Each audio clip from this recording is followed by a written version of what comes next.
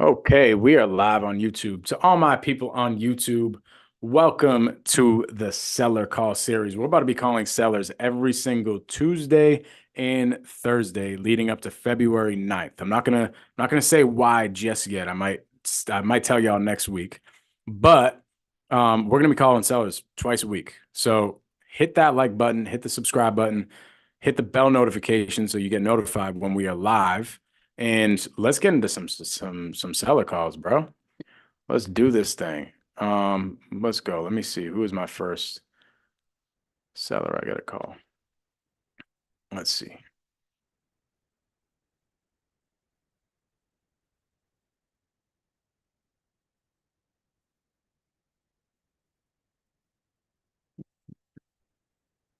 One, two, okay.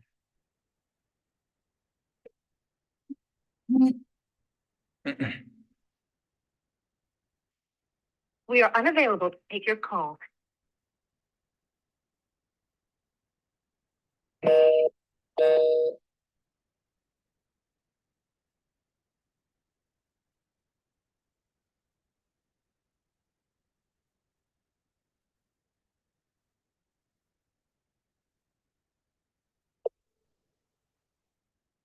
We are unavailable to take your call.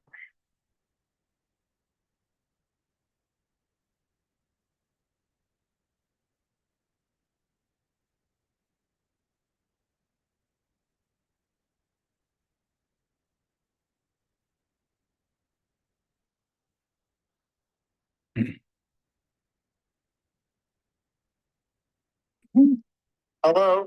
Hey, this must be Scott. Yes, can I help you? Hey, Scott, my name is Mike Gomes. One of our referral partners, Joe McCowell. You know Joe, right? The contractor. Joe McCullough. Joe. Okay. I'm trying to remember. Go ahead, but I think I know who you are. Go ahead. Okay, cool. Well, Joe, I don't know if he gave you a shout or not, but we were looking to potentially purchase the land that you got over on Parsons Lane. So I was calling to be caught up to speed. I'm sorry, say it one more time. You're what? Yeah, I was looking to be caught up to speed on what the deal was with the land. Well, they're there. Okay. I picked up two beach lots. You can either include them or not include them. The two beach lots are not buildable, but they're down the street. Mhm. It take you about 15 minutes to walk to them. It's perfect for kids. You want to get together and take a look? Yeah, for sure, we can do that. So you're saying the beach lots is the only lots that you're looking to sell, or? No, the other two lots. Um, who told you? Who referred you to this? Joe McCullough. I don't know if you remember Joe, but he's a contractor. Yeah, I know the name. Joe McCullough. It hasn't hit me. There is no. Say that again. Are you a lawyer? No, I buy houses. Okay. You buy houses? Correct, and land. Okay, so are you looking to buy land, short money, and try to flip it? This isn't the deal. This isn't it. Okay, well, why do you say that? Because I want 369 a piece. And if you think you're going to buy that and flip it and try to make some money on it, you're not going to do it.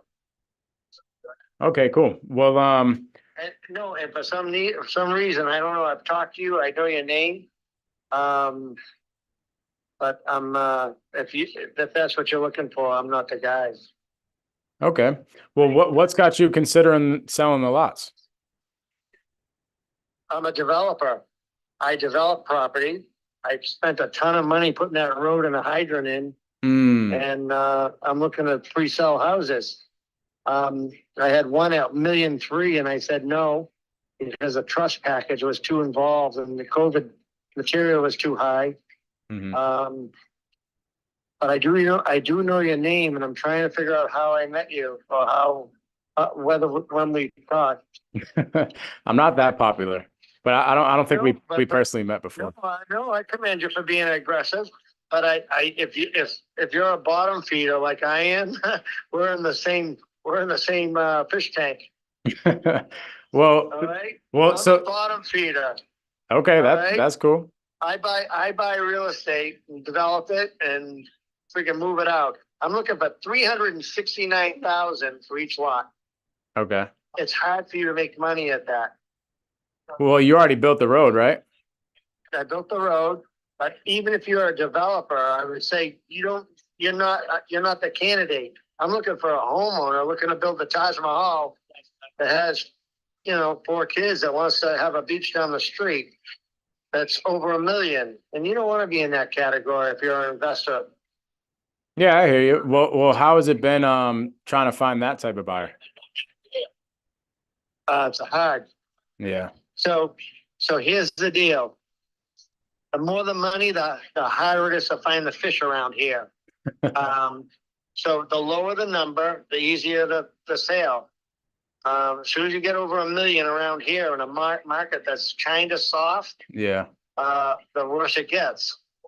So this is not an investment type property for you, if that's what you're thinking.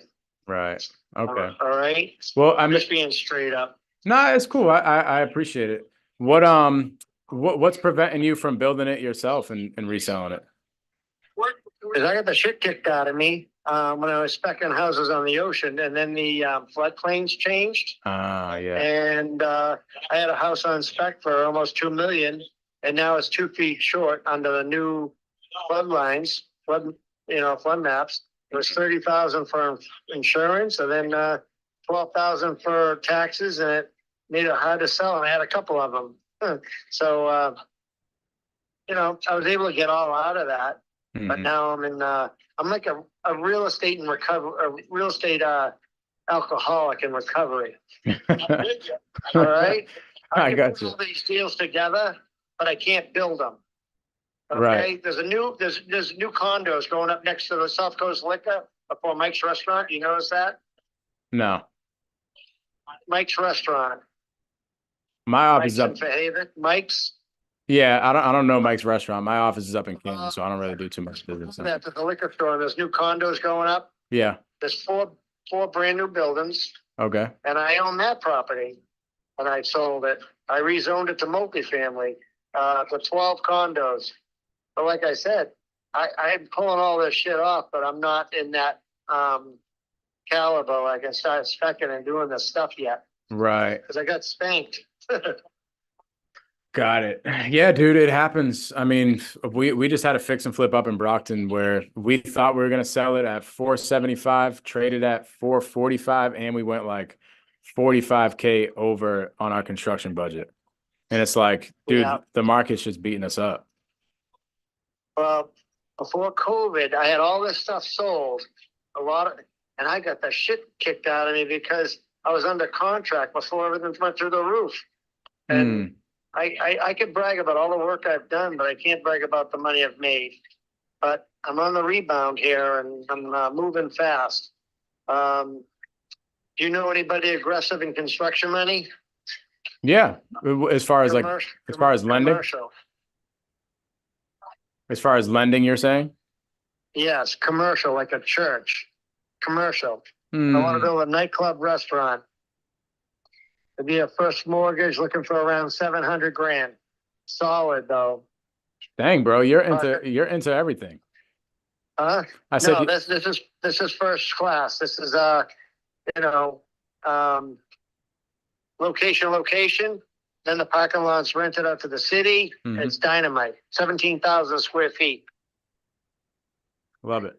I'm not too sure. I could reach out to one of my lenders and see if it's a tricky deal. Yeah. Because as soon as you get into a steeple, some people don't want to lend on it. Right. But this isn't a lot to ask for because I think it's worth over $1 million now. I'm just looking for the construction funds on a first mortgage.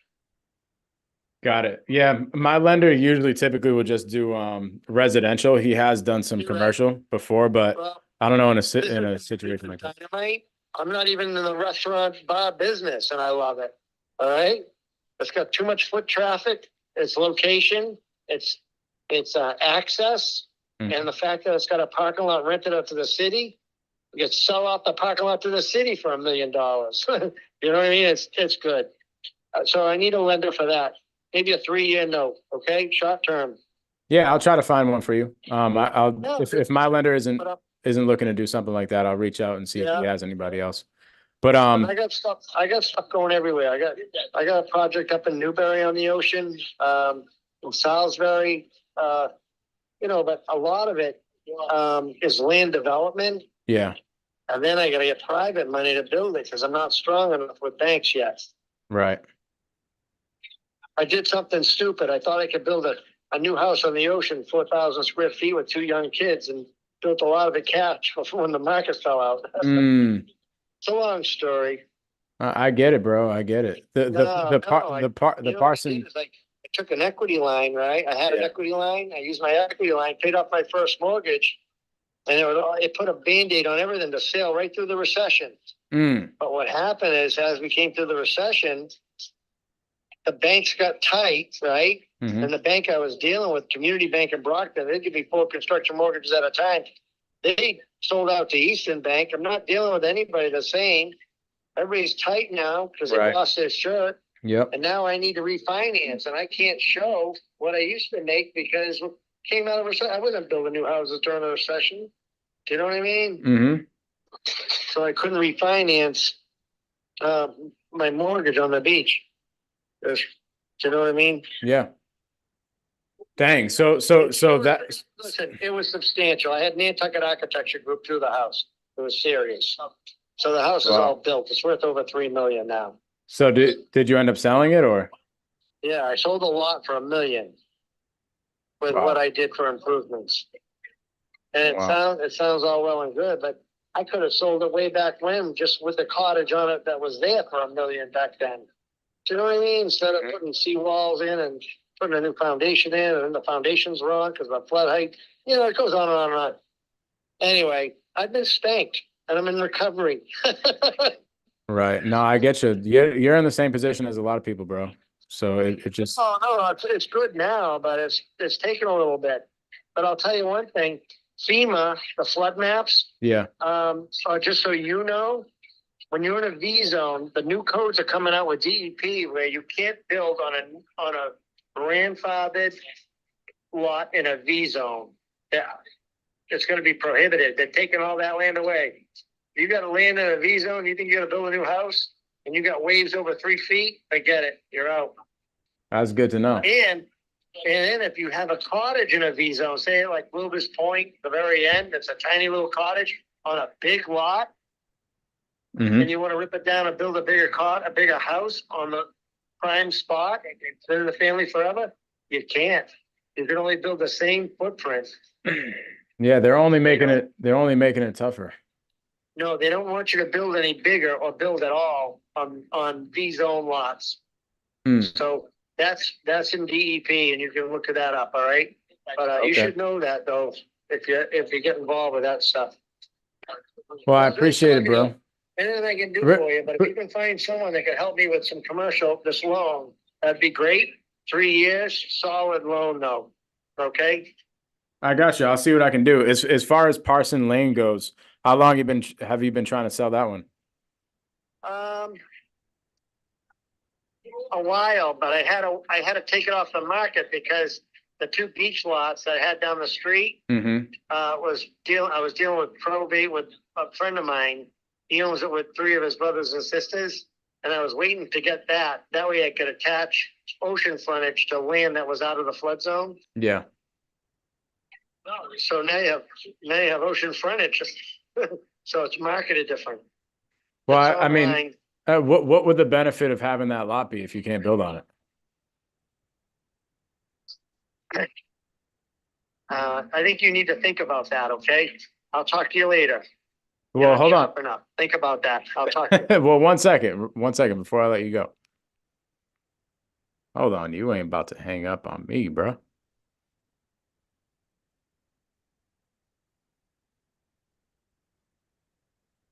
Hey, what's going on, brother? So, hello? Yeah. You hear me? Yeah, who's this? Yeah, it's Mike. We just spoke. The reason why I was asking that question is because my attorney is looking for a piece of land for her personally to buy and live in. So I'm trying to get as much information on that as possible. Granted, for me, if we're looking to develop it, obviously that price doesn't make any sense. But you know, No, if it's something that you want, yeah, go ahead. but if you have a customer, it's very good. Did you look at the property? I'm looking at it online right now. No, but you've never drove down there and looked at the property? No, sir. Okay, so you need to do that and then call me, okay? And then you can think about your customer and how you want to work the deal. And I'm open-minded. If you want me to build it for her and you tell me how much you want out of it, do you have a license to build? No, sir. Okay, so you tell me what the deal is. You're running it. All right? You want me to work for you to build a house for her? I don't care. I'm open-minded. As you Okay, drive great. down the street, I did two other subdivisions down the street and I did 11 houses. I'm seasoned, okay? Down there, I'm getting old. All right? Getting old, bro. You're about to go build a nightclub. What do you mean getting old? No, you're aggressive and I like that. Okay. But as far as an investment property, this isn't it. But if you Well, get a customer, I fully get that. customer, it's dynamite. All right, cool. Well, hey, here's the deal. What is like the absolutely lowest that you would take on that piece of land, and I'll take it back. I dropped it from 400 to 699 or wherever it's at now. How do Wow. I go lower than that? It comes with the beach. It's like the next step down to owning a house on the ocean. It's like you have a house out of the flood zone where you don't have to go upstairs. I'm sorry if I'm talking loud. I'm in a loud restaurant, but you don't have to go upstairs. You don't have high taxes, and you don't have flood insurance. Hmm. And then you go down the street and you can enjoy the beach and have a beer and watch your dog take a shit on the beach, and no one's going to say boo. Okay, so that's the benefit. And you can have 50 people down there having a keg party on the beach and no one's going to say boo. And you know the hurricane's coming up in a few hours, but you're going to pack it up and go home. Don't worry about Got it. it. Got it. Sounds like a plan, bro. I appreciate I it. need you. I need you to go online and look at the lots. Okay. Yeah, no, I'm literally in real time. I'm looking at them right now. Yeah. But I'm happy to work with you. But whenever you want, listen to me. What's your first name? Mike. Mike. If you don't have a license, I'll work with you any way you want on even anything else. All right, So cool. from now on out, you got a license, okay? I'll talk to you later. Keep smiling. Yeah, not a lead. Anyways, on to the next one.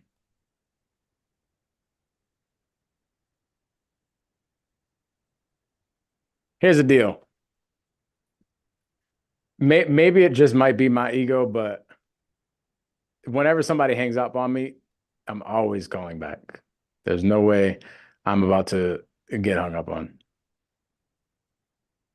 Yeah, that's a guy who's like, he's really ego driven. So you could just let that guy talk about his ego and talk about what he's got going on. But at the end of the day, that is not really a motivated seller. If we're gonna buy that piece of land, we'd probably have to be at like $150,000. However, this is a guy that I will follow up with from time to time because as you build a connection with him, Emilio, I got you, bro. As you build a relationship with him and he keeps on getting beat up and all of his other projects keep going south and all this stuff is happening in his businesses and stuff like that, he's going to need to sell this property at some point. He's had it on the market for a while, hasn't sold. Obviously, he's asking for way too much. But he just doesn't really have enough pain just yet. But he might, depending on what happens in his businesses. He sounds like a guy who is really reckless with his investing. So who knows what can happen? Let me try to call that other guy back.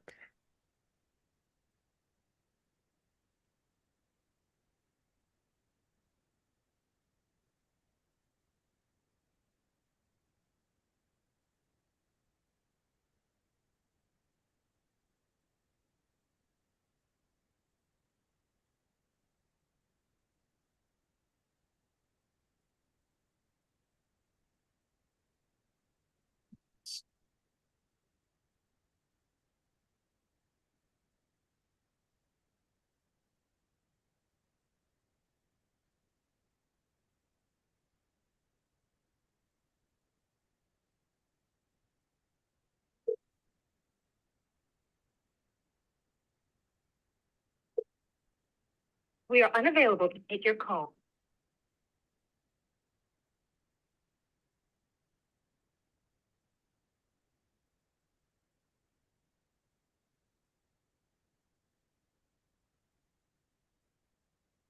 Yeah, Emilio, I got you, bro. Let me I got like three more sellers to call. So let me call these sellers. Once I call them, I'll help you comp that property.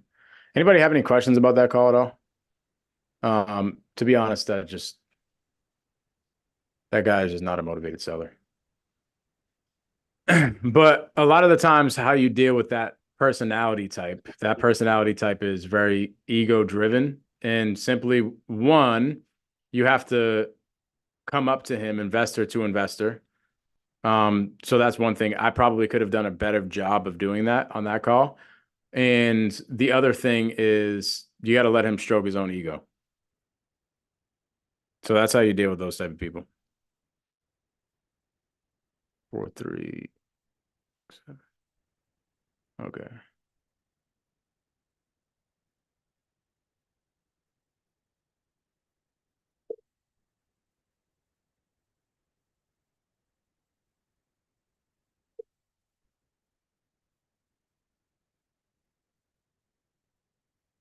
Hello? Hey, is this Jessica? Speaking. Hey, Jessica, my name is Mike. I was looking for potentially buying a property in Mattapoisett. I see you have this property on North Street. I was wondering if you are still considering selling it. Nope. Not at all? Nope. Okay, cool. Well, I had I think it was Joe McCullough. Do you guys know him? Nope, I don't. Well, I think he was a contractor that maybe worked at you guys' house or something, but he gave me you and Chris's number. He said that you guys were looking to sell. So I'm kind of confused. What changed? Nothing's changed. You've talked to the wrong person. I'm sorry. You have the wrong information. Okay, so you were never looking to sell? Nope. Alrighty. Well, appreciate your time. No problem. Bye. Bye-bye.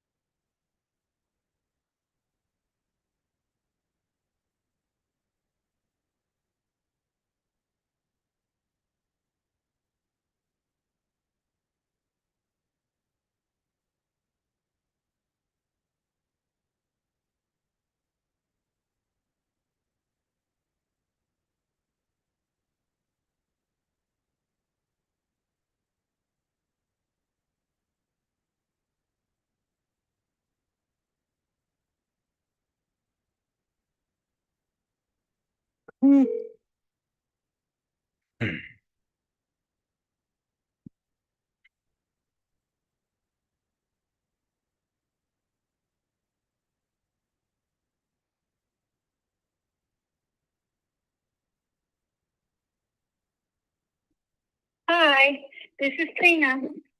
Tina. Come on, Tina.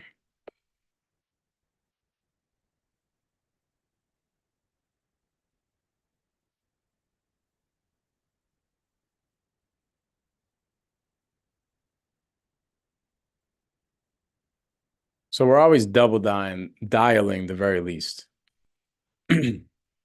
Hi, this is Tina. We're gonna triple dial Tina.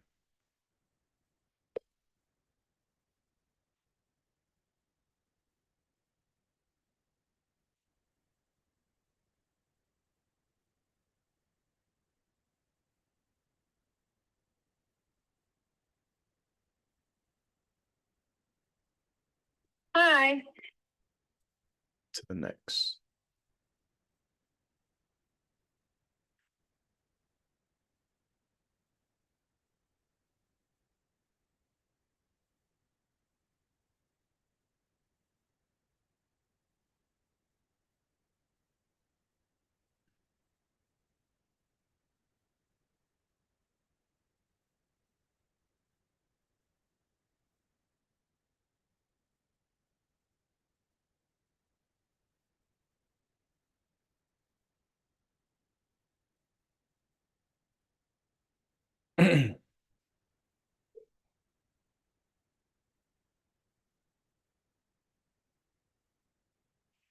Thank you for calling about the mobile home for sale. Oh, wow. She got a whole voicemail set up for this thing.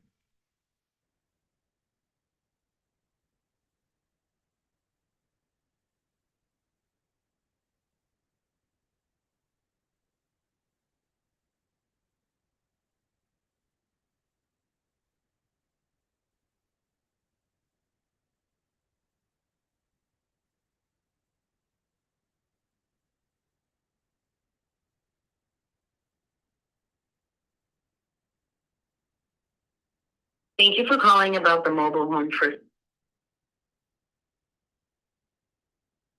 Come on, yo. Good news. Just got a text from a seller saying that they signed our contract.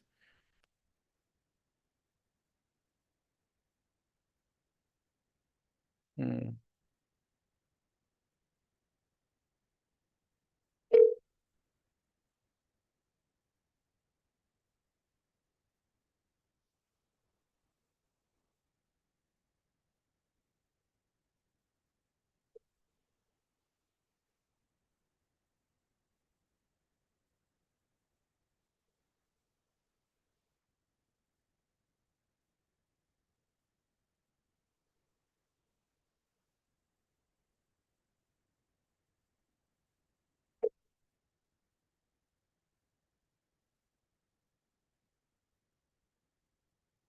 Keegan, pump me with the leads, bro.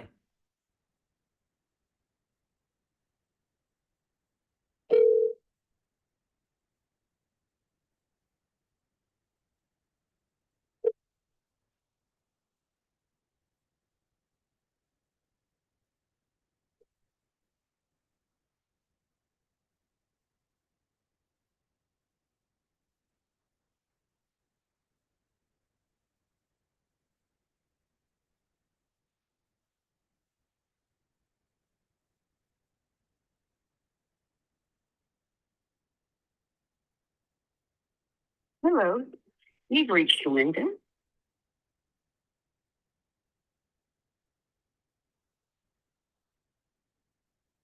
Triple dial. Did you really call the person if you did not at least triple dial?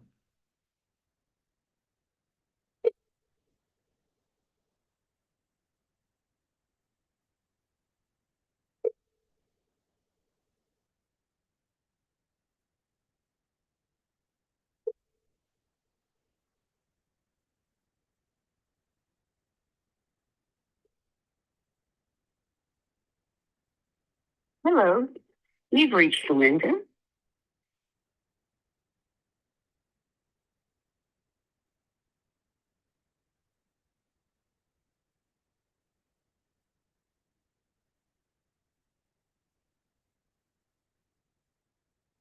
know what's gonna happen? I'm gonna get home and I'm gonna have like my phone's gonna be blowing up with a bunch of missed calls. My wife's gonna be like, "What the heck is going on? Who the heck is calling you?"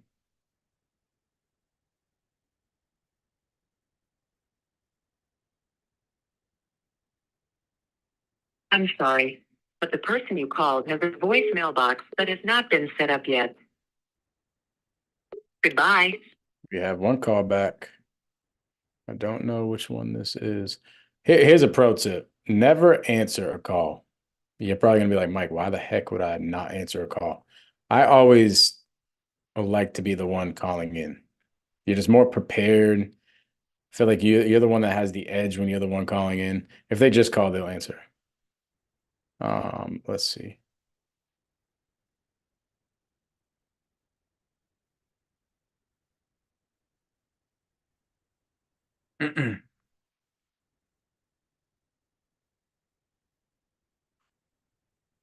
Hello, Hi, is this Charlene?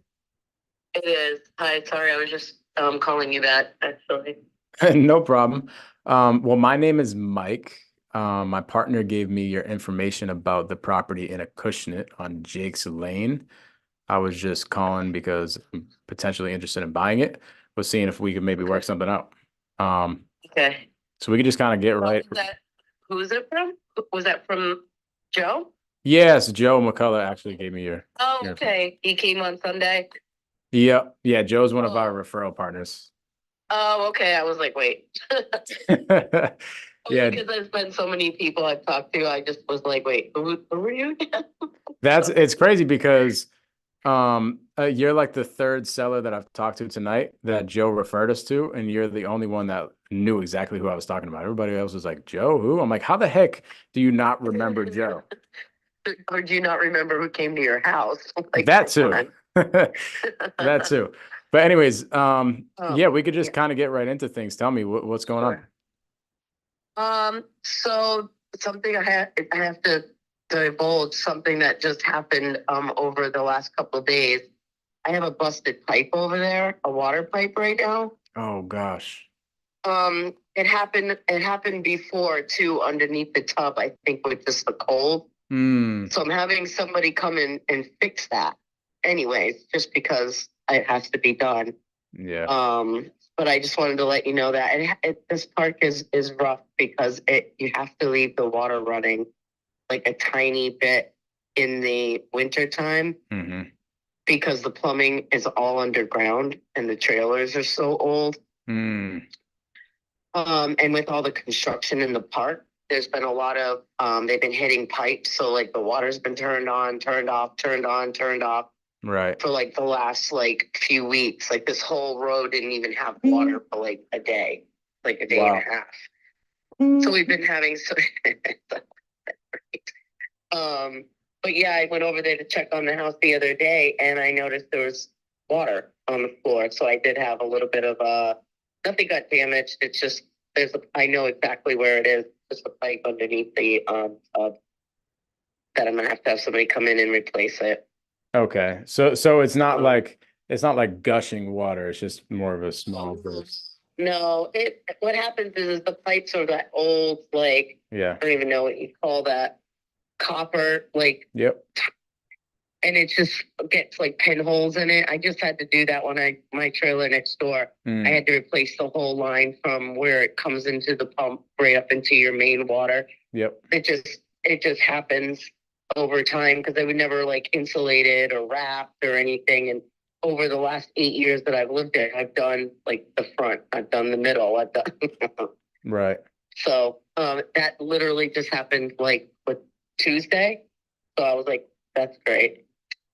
Yeah, the reason why I ask is because last year we had a property all the way out in like Western Massachusetts, but so we didn't really have any boots on the ground over there. And the neighbor contacted us during like a very, very big cold spell. And they were like, hey, you have like a river coming outside of your house. And I was like, uh-oh.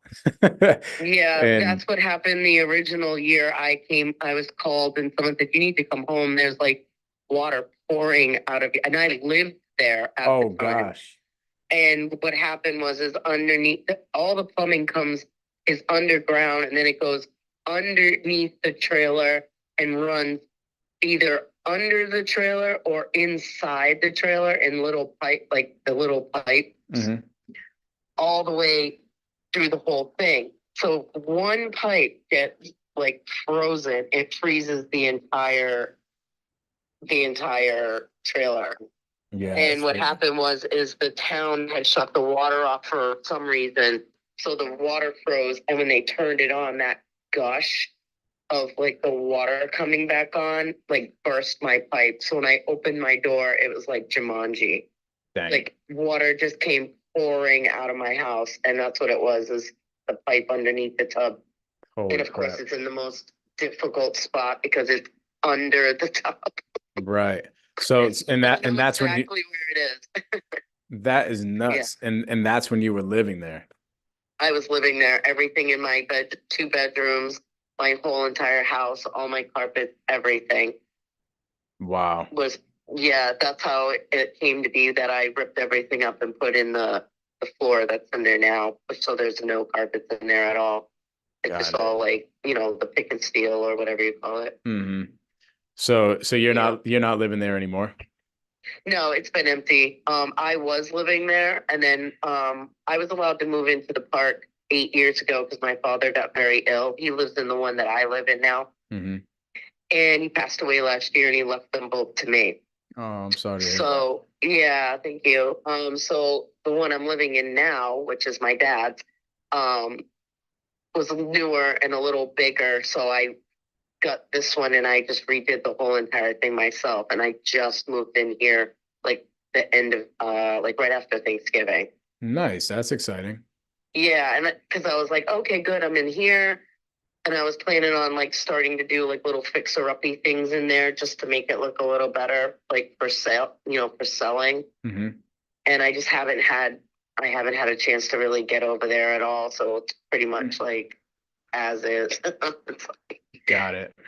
Well, I was just gonna Yeah, say, so what's preventing you from fixing the other one up a little bit and maybe either renting it out or putting it on the market? I just figured I'm just gonna sell it as is. I put a year into this place and I'm tired. And I was working 2 jobs and now I just don't have the money to put into it. One of my jobs ended this year. My boss retired. So now I'm down to one job and I'm just like, if I had the money, I could fix it up a little bit more just to, kind of jack up the price a little. But I had so many people when I was like, before my father even passed away, I had so many people driving through the park going, oh, is anything for sale? Is anything for sale? Like dying to get in here, literally. And I'm just kind of want it gone. Like, just not my problem anymore, Yeah, I gotcha. I understand. It's just a lot for me because I'd have to pay right now. I have to pay 2 lot fees, and that's going up to $400 this month come February. So that's $800 a month now that I have to pay. Oh, dang. So I'm literally like, I want it gone as soon as possible. So yeah, so the thing is just vacant right now. Nobody's in it. It's, costing you $400 a month. Plus you got these pain in the butt things coming up like bursted pipes and all that type of stuff. Yeah. Yeah. And well, it's like that. I almost was like, I was fingers crossed that it hadn't happened yet because with everything going on and I had the water running over there, just to keep it going. And with the water turning off and turning on. And then somebody in the second row was like, oh, my water pressure, and went over there and fiddled with it and shut something off in there. And we couldn't figure even the guys working in the park couldn't figure out what the hell happened. But the guy hit one of the things and shut the whole row of water off. Me and all the other people had no water. So it was like frozen, not frozen. Is it frozen? Nobody knew. It's been a very interesting winter, to say the least. It's tough even on us owning properties in the winter. Like I spent the first half of the day this morning walking all of our projects, and I spent probably 4 hours that I wish I had back because I walked them, nothing really happened, but at the end of the day, it's just like costing us time. So as far as selling this property, when were you hoping to get it done? As soon as possible. There's nothing holding me back from selling it. I just want it. It needs to be gone as soon as possible. Tomorrow would be fantastic. All righty. Well, it would be better. No, I'm just teasing. I mean, I still have a few things that have to be removed out of there, but it's easy stuff. The shed that's outside in that property has like all my stuff in it that has to. I have 2 sheds in this yard that just has to be moved over. But I mean, as far as like, having anything to do, there's nothing that's holding me up. Okay. There's nothing that, you know what I mean? There's nothing. I just want it gone. Alrighty, cool. Well, let's just say, I mean, real estate transactions obviously take longer than one day, but let's just say, No, I'm teasing, but yes. I know you are. Let's just say, we could do it in a day. How much would you want, if for the property itself, if we were to do that? Like I said, I was starting at 160. I told Joe, he was very nice, by the way. He's a great guy that works for you. I did appreciate his professionalism. That's amazing. I'll let him know that. No, he really was. Like, didn't make me feel creeped out or anything. When you're by yourself and you're like, okay, I'm gonna meet this guy at 9 o'clock in the morning. I don't even know him, and he's just very nice gentleman. I liked him. I told him I was starting at 160, but I was willing to negotiate. Just because I know mine's older, I know it needs work. It is a 2-bedroom. The two that are on property now that just sold are half the size of mine, and they sold for like between 135 and 175. Okay. And one of them is in the back by the new septic system. Oh wow. I don't think they're too happy about that because I think they bought it before the septic system. Oh gosh. Do you know if those ones that you're talking about right now were those like fully furnished or? No, the one no. The one in the back row, I actually met that guy by accident at the restaurant I work at. Mm-hmm. He bought that place when you're coming to the park and you go straight back to Jake Lane all the way to the road that my trailers live on is Sam Street. So that property is to Sam Street. The back row is Jake Lane. The one in the left-hand corner, that guy said he just bought his for 135. It's a tiny, tiny 1-bedroom. And he came over to my house to see it. And he said his house is half that size. But he just bought it for his mom, a little old lady. She's the sweetest thing. Right. And the one on the other side was gutted. It was empty because the people who lived there before was some crazy lady, and she left like mounds and mounds and mounds of garbage in it when she left and didn't tell anybody. Mm-hmm. So they gutted the whole trailer and started over from scratch, and somebody bought it for like 175, I think. But then the septic system, I would be heated if I was them. Yeah, no, that is ridiculous. That's ridiculous. Yeah, so I didn't know. I just I had talked to somebody and they said kind of start in the middle and see where you go. And I just figured if I got a decent enough offer, I'm gonna be like, I'm not trying to make $1 million. It's money in the bank, it's my inheritance, so I'm trying to get something, but yeah, I'm willing to, negotiate. I mean, you guys do this for a living. What do you think it's worth? Well, as far as the size of the house itself, I see one that sold. This is probably the one that you're talking about. This one's 450 square feet. This one sold for a buck 25. This one is nice though. They did a good job renovating this place. How big is mine's 500. It's 500 square. It's 10 by 50. Okay, so just a little bit bigger than this one. I mean, at the end of the day, as I'm looking at the comps, and this isn't me, beating you up on the price or anything like that.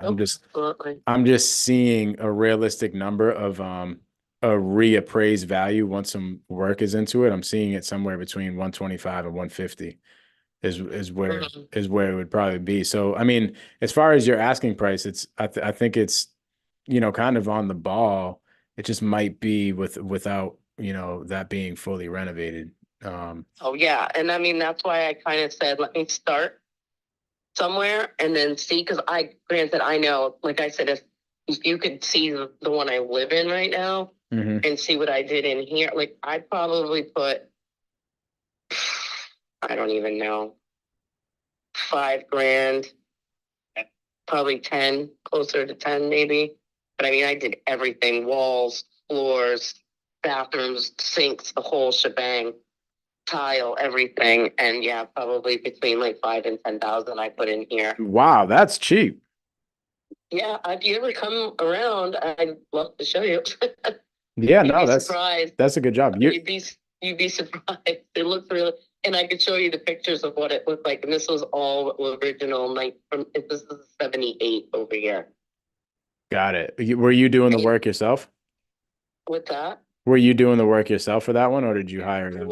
a lot of it I did. I did have help. My boyfriend's friend does like this kind of stuff for a living, like at works for a company like like I don't know if you've ever heard of Crossroads, like housing Mm-hmm. places. Like someone moves out, they renovate, blah blah blah, and then new people move in, like some kind of crew like that. So he did the floor. He helped me with like the bathroom, but I like worked with him because I wanted to like learn how to do all of it in case like I need to. Yeah. We put in a new water tank, everything, toilet, shower. I did the shower myself. It was, had a lot of help, but it was a learning experience. That's why I was like, do I really want to do all this over there? Yeah, no, it's a lot. Renovating a house is crazy. I just got tired. I just got tired, and I just Yeah, no, I hear you. no, I completely understand. Like it needs to be gone through, and it's a Yeah. lot of cosmetic, but it can be done, fairly decently. Yeah, no, I get it. The reason why I was surprised about that price, as far as how much you renovated that for, is like I'm looking at it. If we were gonna fully turn over one of these things, it would probably cost us like maybe 40 grand. Replacing a bath, kitchen, systems like the electrical system. Cheap over here. I did it a lot cheaper than that. Well, maybe you can help us out. I know you don't want to, but right? No, I mean, it was a learning curve. I mean, I replaced everything. Brand new sink, faucet, we built the shower. I mean, I did the vanity, but I mean, it's nice over here. New toilet, all new floor. We put all new plywood down. And that's one thing I was going to say over there anyway. I was going to tell anyone that tub, what happened is back, like way back in the day, probably like 20 years ago, must have flooded at some point. And when they replaced the floor, instead of putting the tub down right back on the floor, they just put all new plywood. So the tub sits higher than a normal tub would. So when you go to get in and out of that tub, you smash your shins on it if you're not careful. Yeah. and I'm only 5 feet tall, and that thing's almost taken me out a handful of times. So God. But I always tell people the bathroom has to be renovated. So when I came here, I pulled the tub right. That was the first thing we did, is we pulled that tub right out, and I put a walk-in shower. There you go. No more bad shins. And well, I figured future sale too. If I was going to sell it, it's a little more handicap accessible. Right. You can get in and out of it with a walker. So. Right. Great idea. I built it for future sale. That's smart. Very smart. So if we were to come in on your other property and just buy it as is without you doing any work, and we pay the closing costs and all that type of stuff, what do you think your bottom dollar would be? Oh, I don't really know. What do you think? This is my first time selling anything, so like I said, anything that's like in between that and 120 would be like more than happy. Okay. Well, as far as the year built, do you know what year built it is? Yeah, it is a 62. Ooh, okay. That might be the only tough part. Okay. You might already know this, but I don't. And I don't know anything about anything like historically. All right, cool. No problem. As far as manufactured homes go, there's a rule with all the lenders, as far as the people that lend out like conventional loans and stuff like that to homeowners. Right. They will not lend on any property as far as if it's manufactured. They won't lend on it if it is built before 1976. So any year before that, it's very hard for somebody to get conventional financing on. Okay. So which would essentially hurt any investor trying to potentially resell this at some point. Like, let's just say we were to buy it, either rent it out for a little bit or maybe even immediately resell it, we'd kind of be stuck with the deal because there would be nobody to buy it since nobody would be able to afford financing. Does that make sense? Right. I knew that about these because these are not considered mobile homes. These are considered, I mean, they're mobile homes, but they consider them as like a boat. Right, because You can't, right, like you can't get a loan right. to finance one because they look at it like you could hook up a tractor trailer and drive away with it. Mm-hmm. And which makes some sense, but not all sense because like good luck just trying to jack one of these in the middle of the night, take off down the highway with it. But Right, exactly. do you know what I'm saying? Like I get the concept, but yeah, these are more this one. That's why I figured whoever is to buy it, like I was explaining to Joe, I said you could buy it and you could rent it or sell it, but whoever buys it, it's just going to be like out, like they're just going to buy it. They're going to Yeah. have the money and just buy it. 100%, which is the Yeah. beauty with working with us, because every house that we buy it in cash. So like it wouldn't be a problem for us to buy it. It would just be on the back end would be taking a major risk because, nobody else would be able to get a loan. And if somebody doesn't come in with cash, would be stuck with the property. You know what I mean? Right. Is there any regulations with the park association at all when it comes to renting it out?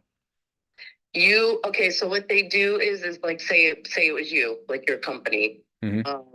What they do is anybody who buys or rent is you have to go through like their application. Like you have to go through their process. Like if I was gonna rent it or sell it, to say you're just you, like you're a guy, you're just moving in. Yeah. You would have to go through, you have to fill out the application, they do a background check and a quarry check. Okay. So they financial, like just to make sure you're not a weirdo. I mean, it's elderly and you know, a lot of single people, women Yeah. and stuff in here. Hmm. So they don't want any strange people in here, you know what I'm saying? 100%. So then like say you decided you bought like the guy in the back row, he bought it, but he got it for his mom. So not only did he have to go through the background and credit check, the mother did as well. So if you bought it and then you decided you were going to sell it or you wanted to use it as a rental, you could rent it. It's just the person who lives here has to pass the financial and the quarry through the trailer park people themselves. Got it. That makes sense. Do you know what Okay. I mean? Like typical, like, trailer park kind of, I guess those are like normal standard procedure. Like you can buy a place, like you could buy both of these and just use them as rental property. Right. As long as, and then as long as you adhere, like the lot fee, your lot fees are paid every month. And the lot fees cover the garbage, the towing, the landscaping, and, they pay your water bill. So we don't pay water. You just have your gas. I'm sorry, your oil, heat, and everything else in the house is electric. Okay. Stove and everything would be electric, stove and everything. Alrighty, cool. Well, here are my thoughts. There's a couple different things, right? Like as far as the condition, Joe sent me over some pictures too, so I kind of got an understanding of what the condition is. But as far as the condition goes, obviously the property might not be in condition at the moment for somebody to just purchase it and start either renting it out or living in. So somebody's gonna have to do some work regardless, which is cool, Right. which is cool on our end. Like that's what we do. But if you were trying to maybe put it on the market and find a buyer, it's like the only buyer that's going to be able to buy it is somebody that has the ability to go in and spend some more cash on the rehab and then maybe move Right. into it later. You know what I mean? And that it just might be tough. You could test it by going on the MLS and trying to find that buyer, but it might sit for a while because that's a very particular buyer that you're looking for. Yeah. You know what I mean? Yeah. So here are my thoughts. If there was something that maybe me and you could do together, it would probably have to be something where we maybe give you a down payment towards whatever purchase price we end up agreeing upon, and then pay you off over time. Okay. How would that work exactly? Well, pretty much. Have you ever, went to buy a car, or have you ever bought a car or a house before with a loan? kind of, but every time I bought a car, I just paid cash. Okay, yeah. So But I've had cars where you put so much down and then you pay, yeah, it's monthly or whatever. it's literally the same exact thing. So it'd be like going to the car dealership and saying, "Hey, I really like this new Chevy you got over here. It's $40,000. I can put $10,000 down, and the rest of the $30,000 I will finance." And then you go to somebody like Chase Bank or something like that to get the $30,000 loan. It's pretty much the same thing. And in this example for us, we would essentially be making you Chase Bank, like you would be the bank. Okay. Does that make sense? And so yeah, it does make sense. Um, so how would that work? Like, I'm just trying to picture it in my mind, like how exactly like that would work. Well, pretty much as far as like terms and stuff go on numbers, Mhm. you would be our bank. So you would be the person, structuring what it would be that we could put for a down payment and pay you off over time. So usually what I'll tell sellers is I'll tell them like, hey, whenever we're doing this type of deal, just kind of think what makes the most sense to you as far as, we've had sellers in the past say, I really need it would really be nice to have $750 per month because that is what my car note and insurance is or something like that. And then they just kind of wipe that out and they use the money from this to go pay that. You see what I'm saying? Oh, okay, yeah. So Like over how long of a time? well, same deal. That would be up to you. Oh, okay. Since you would be our bank, you would be the one giving us the terms. So now how does that work as far as like, because I've never done any, but I know how it works. I'm just trying to picture. Yeah. So how does that, so now the property would be like yours still? So what would you do? You would just say like, for example, I say, okay, we're going to agree on a price. You give me X amount of money down and then you pay me like monthly for like the next, I don't know, say 2 years or something, whatever, for sake of argument. Now you fix up the property and, try to get someone to buy it from you so that you can pay me off. So here's how it would work. Is that how it works? Pretty much you're pretty much there. So Okay. we would give you a down payment in the beginning, Okay. right? And then we would go in and we would rehab the property. At that point, after we give you the down payment and stuff, we would technically own the property and own all the responsibilities that come along with it. So you wouldn't have to worry about any of the pipes bursting or Right. insurance on the property with our contractors going in. Like it's completely on us at that point. It's like when you own that car, right? You are responsible for getting the oil change. You never call your bank to, help fix a mirror that's broken or nothing like that. So pretty much we are the ones that is fully responsible of the house. And then what we would do is we would turn it over, we would renovate it, and then we would put a renter in there. And then from that, every single month is pretty much where the monthly payment that we would be giving you, if that makes sense. Okay, so whatever they're paying you is pretty much what you're paying me. Yeah, kind of. You can kind of look at it like Yeah, that. I know what you're saying. Yeah, yeah. But during that time, though, you'd be completely responsible for anything that goes on over there with that new tenant, right? Because I don't want to have to be worried about that. Oh yeah, no, that's completely on us. So it's Okay. it's the same exact deal as us owning a regular property that we bought in cash. Like that is our responsibility. We got to do everything that we got to do that a regular homeowner I would. got you. Yeah, because that's one thing. Because I like to travel, so it's like I don't want to be responsible for like something happening to the house, and I got to come all the way home because a crazy pants next door doesn't want to pay me or something. Now we're responsible for that. So Oh, okay. and Yeah, no, and that's good.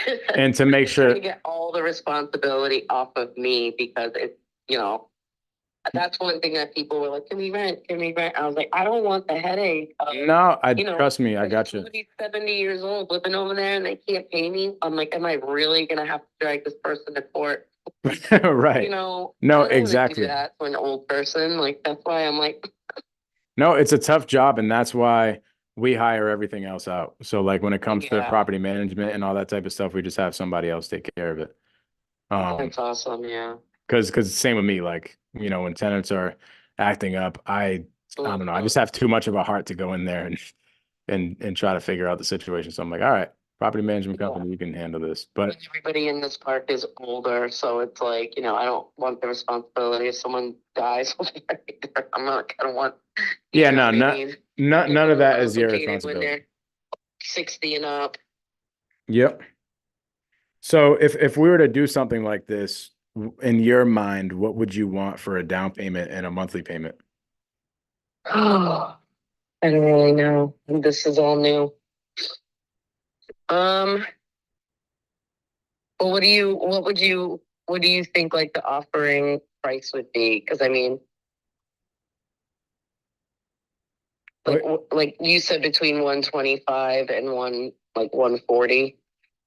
Yeah, it would probably land somewhere around there. I'm going to be fully honest with you. Yeah, That be honest with me. yeah, that purchase price to us, and I might be like negotiating myself out of a deal right now, but that purchase price, I've never done anything like this, and I don't want to shortchange myself, but I'm not yeah, trying to yeah, hold out for like the greatest dollar amount of all time either, because I just, like I said, it's I like this, like now this water thing, like I'm like, oh my God, Joe was just here, and now the water, and I'm like, I was waiting to hear from him, and I was like getting nervous, and then I'm like, and then this happened, so it's like the stress of this whole thing, I just want this behind me.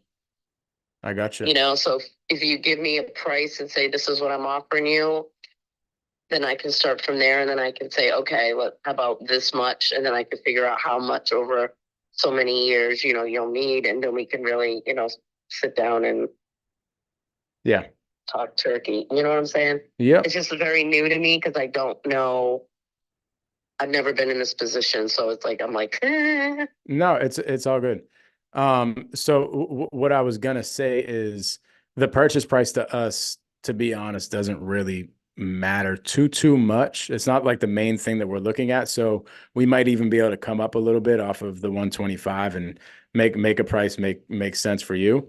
The two things that really matter to us is how much are we going to have to come out of pocket in the beginning for the deal? And this includes a couple different things. This includes the down payment to you and whatever. And then the upstart to fix it. Exactly. Yeah. Whatever it's going to take for us to fix it up, and closing costs and all the little fees that we incur over time, in order to get somebody finally in there. So we look at that number, and then we also look at the number of what we are going to make in cash flow. Right. So let's just say, just for numbers sake, we rented it out for $2,000 and we had to pay a mortgage of, $1,000. We would be making essentially about $1,000 a month. And we just look at those two numbers and we're like, hey, from an investment standpoint, does this make sense? Does it make sense to push forward? And we'll look at a few deals a month, and whatever deals make the most sense, we'll pull the trigger on.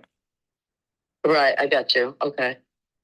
So really the two numbers that matter that we would need from you is the down payment and the monthly payment. Okay. Okay. I see what you're saying. So I mean, I'm over time, because that would be, I have to figure out how that works out mathematically. Because it doesn't matter whether I'm living here or not, like that payment would still be coming to me regardless, and we'd have like a contract. Yep. To say like monthly, like this much every year will be paid to you, blah, blah, blah, blah, blah. Yep.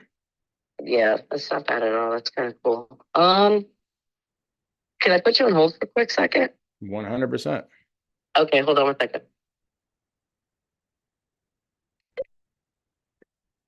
Fam. What do y'all think about this deal or this lead? We are snipers, yo. Like some people might have been like, Mike, you've been on this call for like 30 something minutes. You could have got this thing done in like 15 or 20. I might have, but simply we're just patient. We're patient snipers. We're just like asking one little question at a time. My mentor Pace Morby would say, we are snipers just sniping one bullet at a time. And that's it.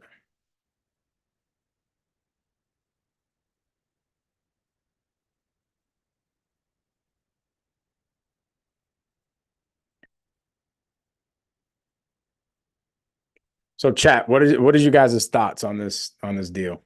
What do you think she's going to do? One thing I think right now, she might be talking to somebody who is the decision maker, and that's one thing that I did not figure out. So I got to figure that out. Then maybe that's why she put me on hold. So that's one thing I should have nipped in the bud before, if there was any other decision makers helping her make the decision.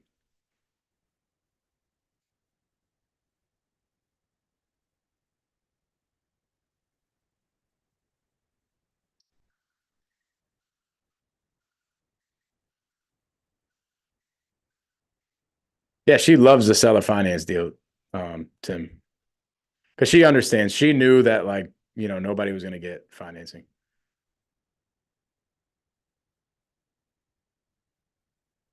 And that's the thing. What's somebody put in the chat? What do you think the number one thing is that you got to get out of a call?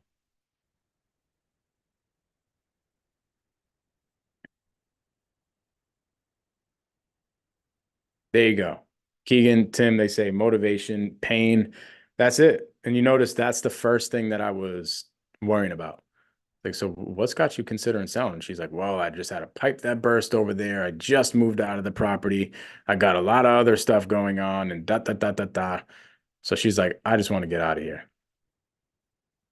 You know what she's probably doing? She's probably watching my YouTube channel right now. She she, she put it on pause to put on the YouTube channel, and she's like, "Let me see." Oh, that's good. Okay, you there? Yeah. Hello. Sorry. I'm sorry. No, no I problem. was just swirling some things around in my head. So, say for argument's sake, we said like 140. Mm-hmm. And how much do you usually, like, just from your history? Because like I said, I'm laying all my cards on the table too. I've never done anything like this. So how much do you guys usually put down? Like, what is your, like, you know what I'm saying? What are your variances? I don't know. Do you get like half down, or do you do like more like if they were selling, if we agreed on 140, you give me like 50 grand and then you pay the rest? Like, what is your, how do you, because I know you said you kind of weigh all your numbers. Like, how much do you guys put down? Because I'm just trying to figure, like, is it going to be like 3-year payout or a 4-year payout? So I'm just trying to figure out where I'm going to be in that amount of time too. Mm-hmm. Well, the payout So here's I'm trying to say, like, mathematically, I'm just trying to figure out how it would work, how long. Yep. As far as payout goes, essentially that would be up to you as well, however long you'd be willing to give us. But Okay. what I will tell you is typically the shortest term that we'll do is a 10-year term, a 10-year payout, I should say. So yeah, pretty much that's where we're at. Like, that's where we like to be as far as like a time frame goes. Okay. And I'll tell you why. The real estate market goes up, down, sideways, like all the ways, right? But just in history, over a 10-year period, it will go up. And what you don't want is, you don't want, as you being the bank, you don't want somebody having to owe you in 5 years after a real estate downturn. You see what I mean? Because then what happens is we're not able to get you that money, because we're gonna, in order to get you the money, we're gonna do one of two things. We're either just gonna refinance, which we're not gonna be able to do in this situation because of the because nobody would lend on it. But the second option would be to sell it. And if we went to go sell it, and it was only a 5-year term, we wouldn't be able to do that, since if the real estate market in the worst case scenario went down. Now that is just like worst case scenarios. I don't see the real estate market going down at all in the next 5 years, but just in case, we like to have that 10-year period, because it's almost guaranteed that in 10 years, the real estate market will do nothing but go up. Right. No, right. I know how that works. Yep. Yeah.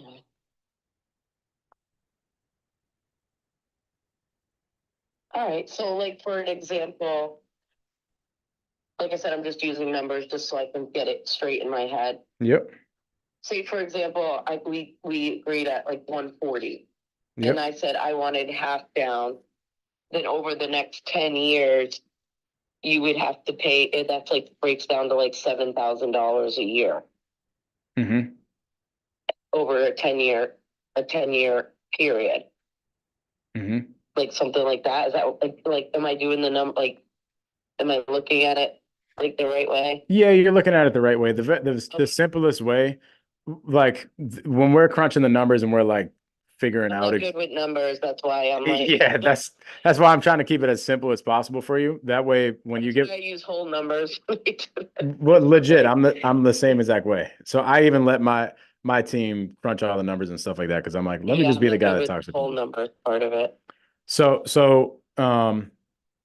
to keep it easier, right? Yeah, All we yeah. really need is what you want for a down payment, what you want for a monthly payment, how long you're willing to give us, and then we'll just take that information and we'll go crunch the numbers, and we'll be the ones that have to be like, oh, well, this is the amount of time and how many payments it would be, and all that type of stuff. So you don't have to worry about Okay. that. If we just have those three numbers, and we'll be able to figure out what it is that. Okay. Yeah, I just try to, because like I said, I'm not good with this stuff either. So I'm like, like, what is that? Mhm. I would say, if we were to agree, like whatever number we would agree on, I would say I'd probably want at least 50, like down, and then whatever it comes out to, like, whatever that breaks out for you guys. However, you have to do it for 10 years. If that's what you do, that's fine too. Because I mean, that I still have another 18 years to work. So that's like income coming in every month that, that's that much less I have to work. That's kind of awesome. Okay. I'm just saying, but I don't know like I'd at least want a decent chunk down, just to make sure like I got money in the bank and. Yeah. Well, let's just say we were able to do something like that. What would your plans be once we sold? What do you mean? Like what would the plans be with the cash and stuff once we closed? My cash or your cash? The cash that we gave you up front. Mine's going in the bank. I'm putting it into a retirement.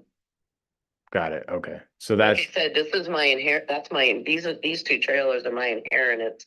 I don't have like 401k. I've always waitressed or done restaurant management. So I don't have the 401k like most people have for retirement. And like I said, I have 17 years and 10 months.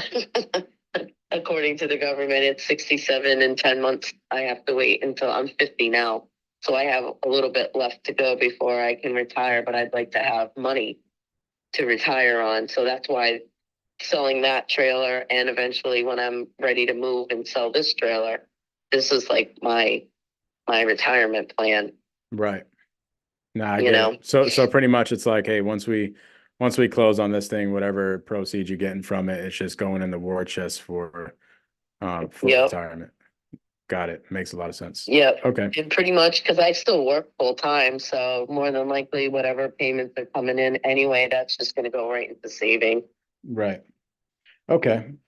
Well, here's the deal. Let's look at this really quick. I'll be fully honest with you. I don't think that we'd be able to do $50,000 down, but let me just run the numbers and let's just. Like I said, I'm just like, you tell me.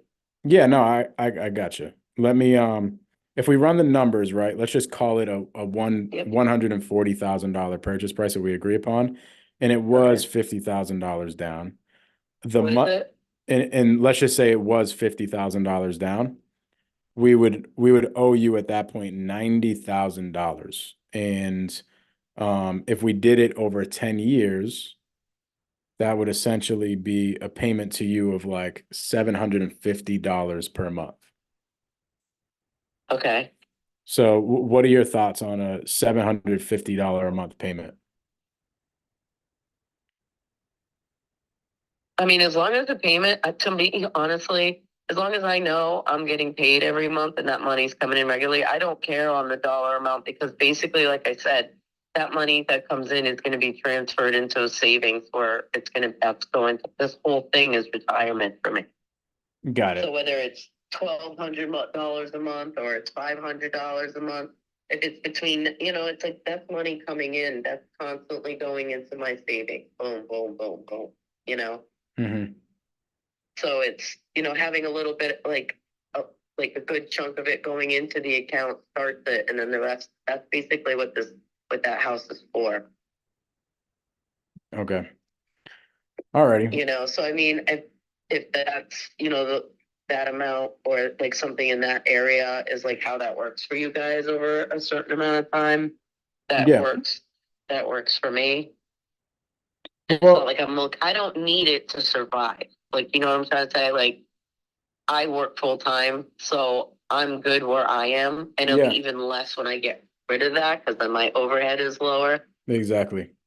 Yeah, it's not like I'm like, oh, I need it to live, and I mean, I still work, so I'm probably one of the only people in the whole park that still work. So Okay.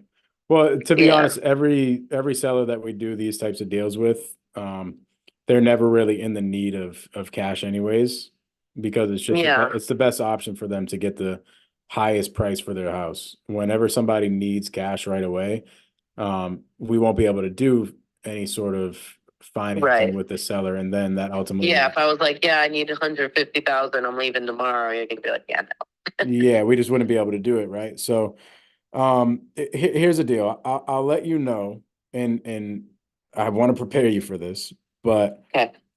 our average that we put down on houses is somewhere around 5%. And we like to be around this number. And the reason is because we could go out and get a bank loan for around 10%, right? So it wouldn't make sense for us to, go out and do these types of deals when we can just go out and get a bank loan at 10%. So we're like, all right, if we're doing any of these Right. seller financing deals, we want to be somewhere around the, 5, maybe 6, 7% down tops. And that's just pretty much where we're at. And I'll let you know that that's just the average. And simply what I have to do is I just have to make this deal itself make sense over other deals that we're looking at, if that makes sense. Yes. So What would 5% be?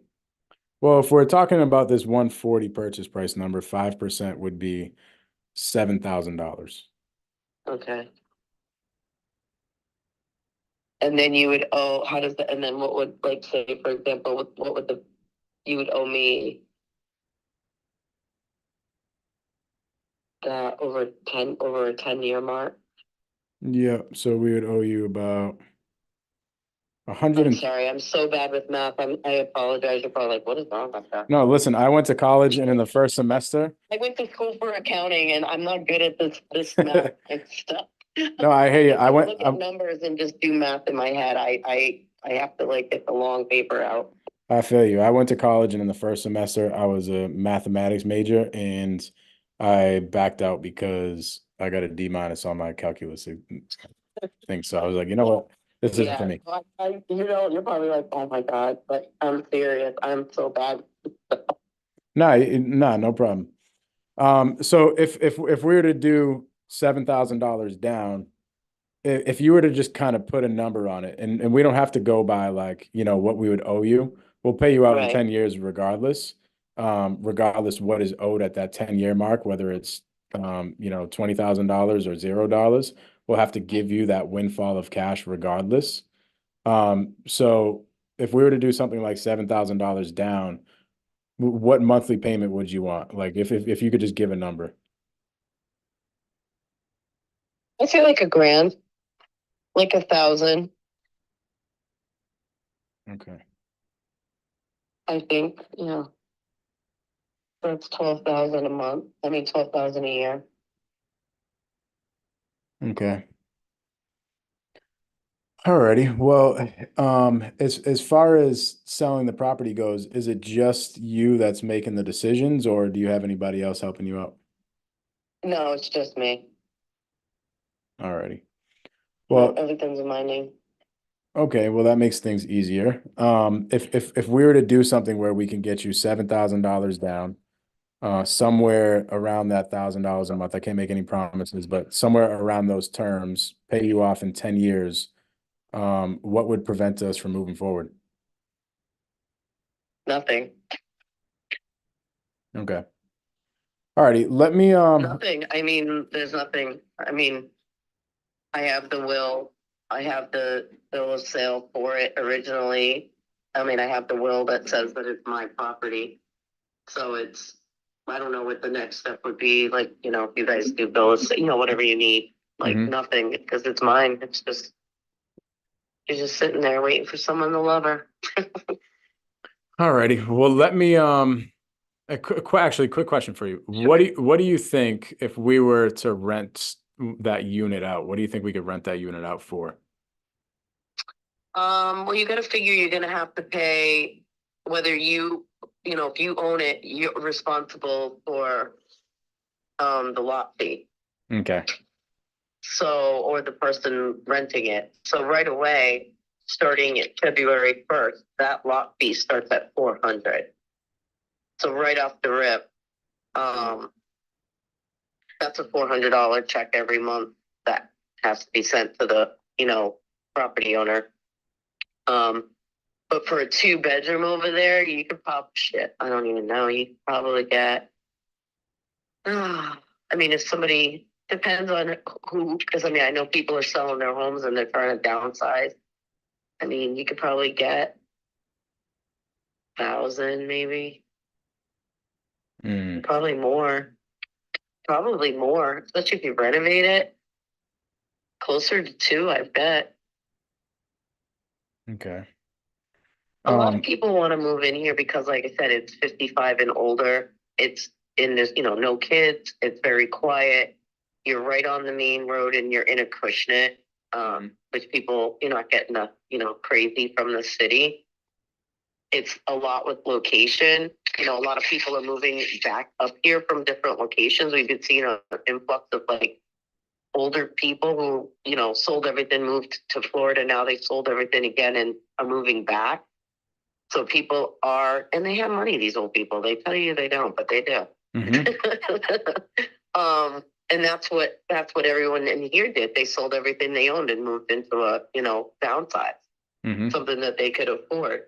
But I mean, I don't know how you guys estimate that, but I mean, like I said, and then the lot fee, according to the new owners, they usually ask you to do like what they put in their paperwork was like a 5-year lease, like a 5-year rental agreement, if you will. And the lot fee goes up $50 every year. So is that the 5 years. same one? Is that the same thing with this lot too? Well, before these people bought, yes, all the lots are 400. And so like this year, starting 2024, it goes to 400. The next year, it goes to 450. And so over the next 5 years, it goes up to like 600. By the time that 455, yeah, like 600. So does it get capped at that 600 or? I don't know. They just bought it. We just got our new leases. I haven't signed anything. I told her I was only going to be like a month to month because I was in the process of selling or trying to sell. They wanted first dibs, so I gave them first go, and they passed because they're putting in 4 brand new trailers in the park in the spring. Okay. So they're in the process of doing all this digging and buying 4 brand new trailers to put in this park. Right. So they're tied up with their project. That's why they were like, nope, you can go ahead and put it, for sale on your own. But after the 5-year mark, I don't know what they have planned. They may be able to tell you that, like yourself. I just don't know what they have planned. But right now, we've only been paying $192. So our rent already jumped like a whole 100%. Wow, that's a lot. And I have a feeling a lot of people, well, I know for a fact a lot of people are not happy because these people don't have that kind of money. They're all on disability or something. Right, exactly. they've been here for 30 years. They're not happy. But, Exactly. you know, so you Okay. have to take that into consideration Plus, too. plus you have insurance too. We're supposed to have apartment insurance. I have apartment insurance on the one I live in right now. How much does that cost you a month? No, it's roped in with my car insurance, so I'm not really sure. Okay. It's not a lot. It's not a lot, like maybe a couple $100 a year. Okay, and then taxes as well, No taxes at all since because they own the we land. don't pay any property tax or house Right. tax or anything Mm-hmm. because it's not, it's, although, You probably pay excise taxes, maybe? nope, No? nope. Yeah, no, I don't pay for it. My dad never did either because my dad passed away. I went to the town to make sure like he didn't owe anything. And the way they described it was because we don't own the property that it sits on. Yeah. Like we don't own the land. Yeah, We they just own right. They own the like lands. me. Yeah, it's like me parking my boat on in your backyard. Right, exactly. Because that is how she explained it. That So makes you perfect don't sense. pay like property tax or anything like that. You basically, that's why we just pay just the lot fee because they pay the tax, the water, they pay tax on the land. Hmm. Okay, so the only thing that I'm really looking at, man, is I know it's weird because well, it's not like a house. no, that's fine. The only thing I'm looking at is that payment to the landowners every single month. Like if that gets up to for 5 years, if it goes up $50 every single year, that brings us an extra It'll be in 5 250. years by 2025. It'll be, I mean, 2029. Yeah, it'll be 28, it'll be $650. 600 Right. just for the lot fee. Exactly, $650 for the lot fee. So it's like if we had to pay out $650 for the lot fee plus $1,000 to you, our overhead every single month would be $1,650. You know what I mean? And if we were only renting it out, let's just say, I would think maybe it's around the $1,000 to $12,000, $1,000 to 1,200 mark. It's probably what Right. I'd rent it out for. Would be losing money, which obviously you don't want because then Right. it would be hard for us to give you your monthly payment every single month. So, man, that park fee kind of really messes I up our know. deal. And that's where that's all squirrely because I don't know what that's what another thing is I don't know what they have planned. Mm. And we were fighting it too. Everybody in the park went to the town because we thought that there was a rule in the law that they weren't allowed to jump the rent that much. It was only supposed to go up like 5 or 10% like a year Mm-hmm.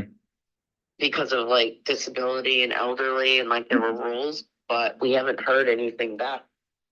Right. As is too, because nobody signed their leases here. The whole park, nobody signed them. Oh, really? Because we were trying to fight it because that's some people. This one guy in the back row, he ain't got no legs. Dang. Like he lost both his legs, and he's literally like disabled, and that's all he has. And he's like, I don't know what I'm gonna do. He's like, Yeah, I have to sell my house and go into like this, like a home. Right. No, that is bananas. That is crazy that Yeah. they did that. These people that have lived in this park, every single person that's here, except for the two new people that just bought, people have been here for 20, 30 years. Mm-hmm. And over the last 5 years, we've had a few sprinklings of like newer people, but these are people that literally like have sold everything and bought a trailer here so they could minimize and pay, low rate and, live comfortably. And then when they found out that was going on, it was sheer panic in this park. Right. That's tough, and it even makes it tough for you guys as the homeowners because how the heck are you going to sell somebody on, a $650 a month payment that just going towards the land like that is tough. But Yeah, because I mean, even so though, I look at it this way with things going on in the city. I'm sure you've heard with these landlords raising their rents like astronomically. $650. I'd rather pay $650 for rent than $1,200. well, here's the thing. Here's what I'm looking at. granted, your particular one, somebody wouldn't be able to get a loan on, but most people, if those properties in there, I think you said one of them was built in 78. If they're built before, I mean after 76, most of them, like that other one that sold for 125, I'm assuming that one probably sold with a loan, right? I'm not sure, to be honest. I just know he said he bought his for 135. He closed at 135. And I don't know if he sold his mother's house and then just, Well, bought it, because I don't think anybody can get loans for these, because I even went to the bank and asked if I could get a loan to update mine right. so I could sell it for more, and they couldn't. They were like, it's just they don't do them for those. Mm-hmm. And because they're old and blah blah blah, and I just went for a personal loan for that, and they were like, oh, we don't do that. Got it. Well, here's what I'm looking at. I don't think renting would be like for you. I mean, I know how that works, but I figured the best way is like to just sell it to somebody who actually just wants to fix it up themselves and move in. Yeah, which would be, if you guys fixed it up and sold it, I guarantee you'd be able to sell it. which would be cool, which is like one of our main strategies that we do. The problem is the purchase price. You know what I mean? The purchase price isn't even going to be close to anywhere in the hundreds because we're going to have to go in there. We have to close on it. We got closing cost. We got lender costs that, from the people that we raise our money from, they're going to charge us money. We got the renovation costs and all that type of stuff. So all that stuff eats into it. So I'm not like completely saying that. Yeah, I'm not saying that we can't completely not do cash. We're gonna be like very, very low if we do buy it in cash. And I know this is your retirement. So here are my thoughts. I think given the $650 payment in like 5 years that's going towards the land fees, it doesn't really leave any room at all for any monthly payments to you if we were to do something like that. We might be able to figure something out where we come up a little bit on down payment, but regardless, I'm looking at this from a standpoint of, well, you're going to have your money in a bank, right? Let's just say you ended up selling it for $100,000 to somebody.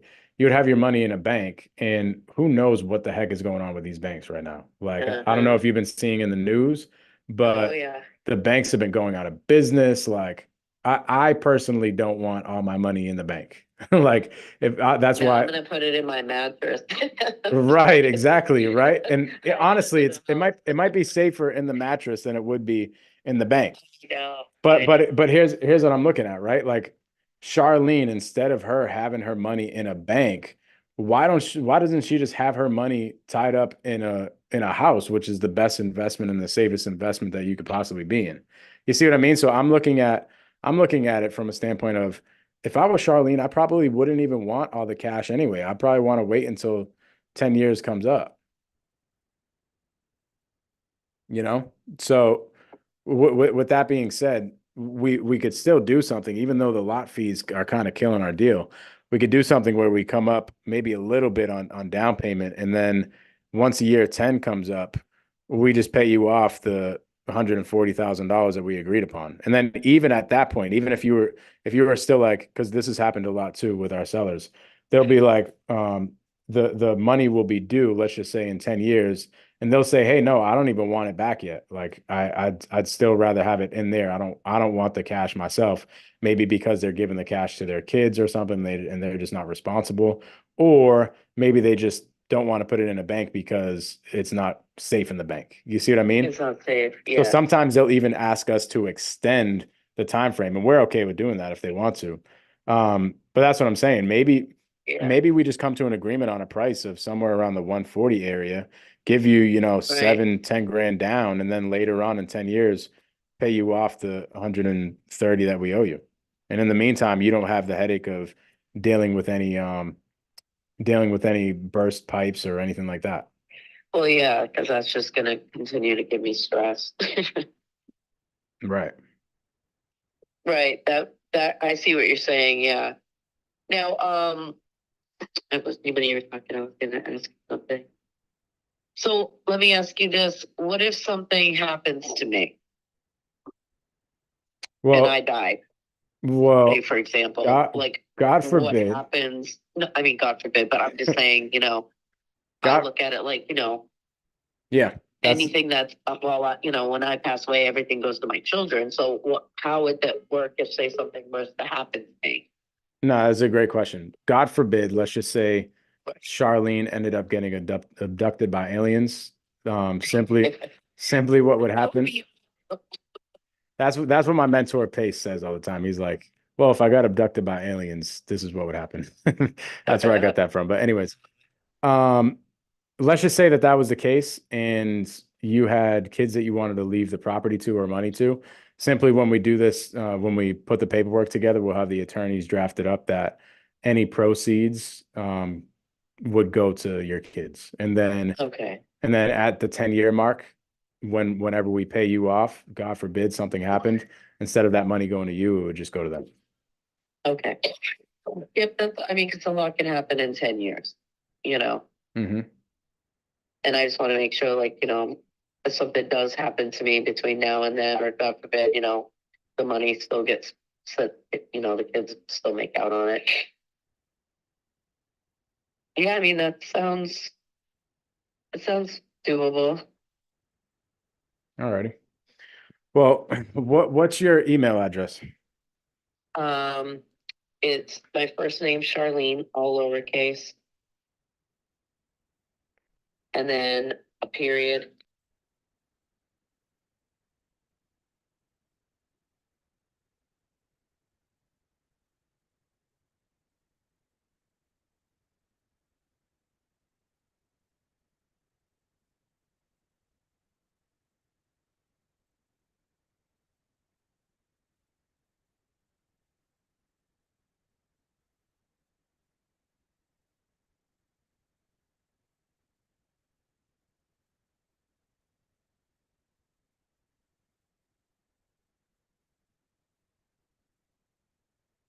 That, that you're ready to push forward with, or? Yeah, I mean, I'm seeing how it works out. Yeah. Yeah, so what we can do is we'll do $7,000 down, right?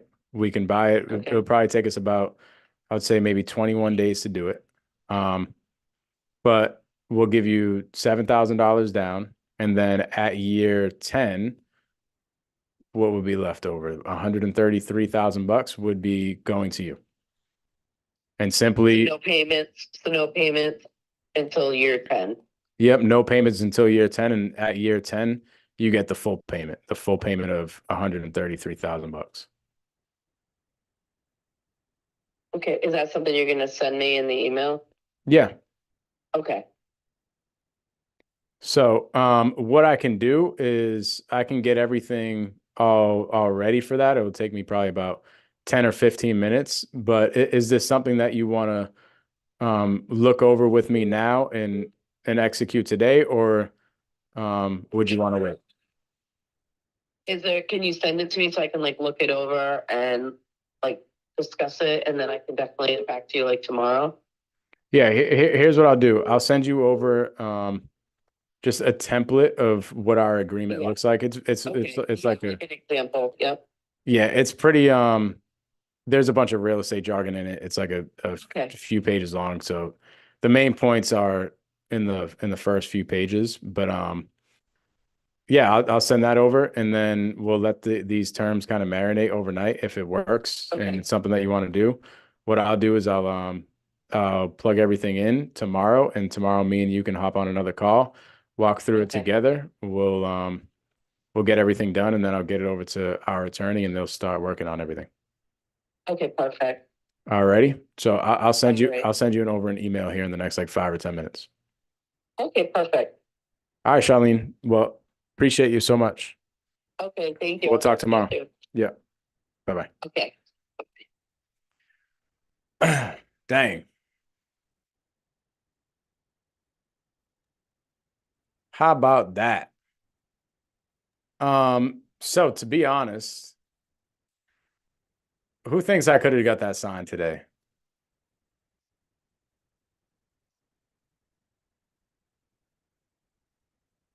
I definitely probably could have got that signed right now. The problem is my wife is telling me to get the heck home.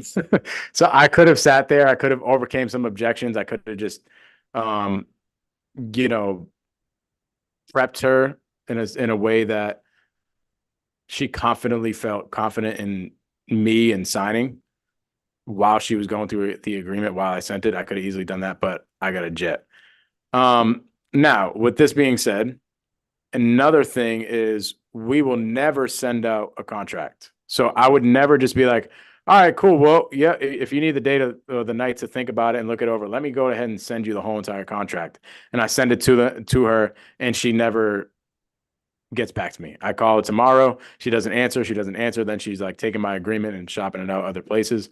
How do I know that? It's happened to me multiple times. So we never just send out a contract unless we know that they are ready to sit down on a phone call with us, walk through the agreement, and press sign. So I was kind of setting myself up for that tomorrow, but at the same time, I do have to jet. Before I jet, though, does anybody have any questions on that deal at all?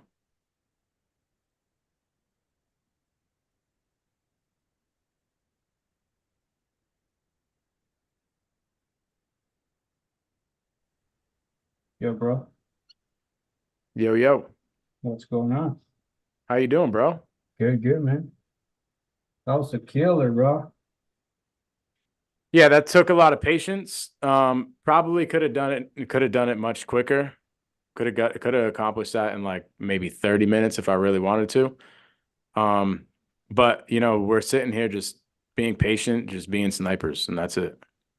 But Yeah, that's how literally, isn't that crazy? You can find people out here that are willing to give you a property for $7,000 down, no payments over the next 10 years.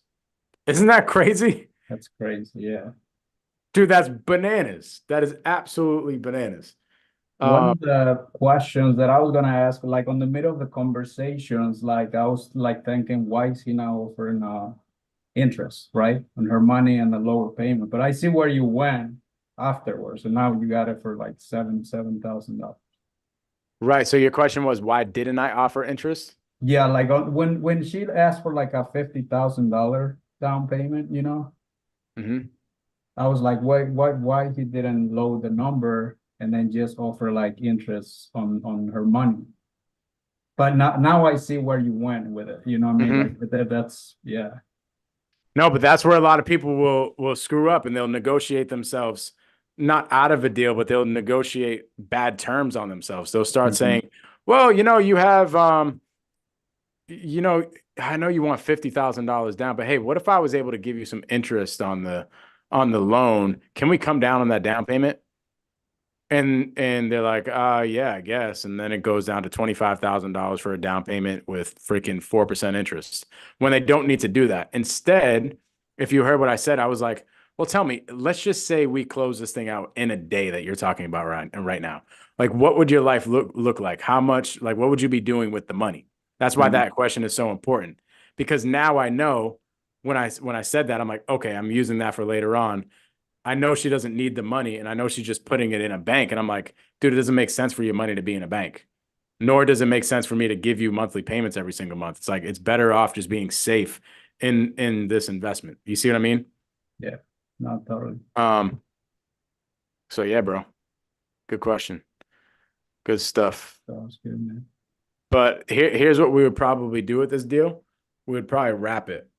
So we would probably find a nice homeowner, somebody who just needs affordable housing. Maybe they're moving out of a 2-story house and, something happened in their life, but they have a decent down payment. We would take a down payment of them probably for like 25,000 bucks, would sell it to them for $25,000 down, maybe like $160,000 purchase price, and we would finance them. And then they would pay us monthly. Yeah. Interesting, right? Yep. I like that. I love that. With interest. crazy what you could do with real estate. So, But cool stuff, gang. So anyways, every Tuesday and Thursday up until February 9th, we are here making calls. I need you guys' help, man. I need you guys to bring some seller calls to the table. So if you have any seller calls, prepare them for Tuesdays and Thursdays. I don't want anything from the deal. I don't want a piece of the deal unless you need me to help you out, get the thing to the finish line and stuff. I will. But simply, I'm here to practice. I told you guys in the beginning, we have this competition that is on February 9th. I'm in here sharpening my sword. I'm in here sharpening my axe, getting ready for this competition. Because how you do anything is how you do everything, and we're here to win. Okay, so if you guys have any seller calls for Tuesdays and Thursdays leading up to February 9th, I'm going to be in here banging away calls. Let them know before that that your partner Mike is going to give them a call between 5 and 7 o'clock. We'll run this thing from 5 to 7 every single Tuesday and Thursday. Besides next Tuesday, I actually have like a very important seller appointment, and the only time they could do it is 5 o'clock. So we're not going to do this Tuesday coming up, but a week from today, we'll start back up with seller calls. And then going forward, every day, Tuesday and Thursday, we'll be back. If you are not in this Zoom and you are listening on YouTube right now, I need you to go to joinblueprintrei.com. Again, that's joinblueprintrei.com. And what that'll do is that'll get you into the free Facebook group. Everybody on here right now on the Zoom is in the free Facebook group. And we're here to chop it up. We're here to call your sellers. We're here to help you out with whatever you need. Okay, so go to joinblueprintrei.com, fill out your information, get in the free Facebook group. That way you can get the notifications with these Zoom links. That way you're not just hanging out on YouTube and you can sit here like Saveto was and ask me a question. Okay. Freaking love it. Appreciate you guys tremendously. I will catch y'all next week.